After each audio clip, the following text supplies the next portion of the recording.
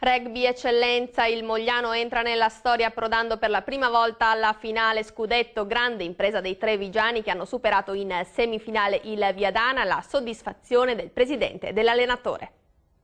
Ma in effetti è il coronamento di 50 anni di storia, iniziata con tante difficoltà in un piccolo campo di un piccolo paese che oggi si trova ai vertici del rugby italiano, coronando un sogno che sembrava fino a qualche anno fa impensabile e che oggi fortunatamente è realtà. Come è stata possibile questa crescita?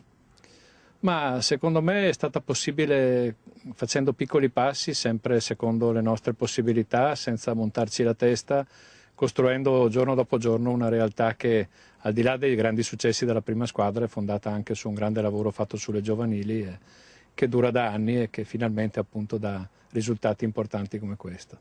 Abbiamo creato un bel gruppo, un gruppo forte di ragazzi preparati soprattutto da un punto di vista mentale e alla fine partite come i playoff, dopo alla fine il fattore mentale è l'80% della prestazione.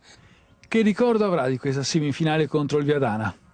Resterà questa grandissima prova di carattere dei ragazzi, perché veramente abbiamo giocato contro tutto e contro tutti, una roba incredibile, siamo rimasti in 13, abbiamo salvato delle mete, sono stati veramente incredibili, immensi, i ragazzi veramente volevano questa vittoria qua. È tutto, grazie per averci seguito, buona serata.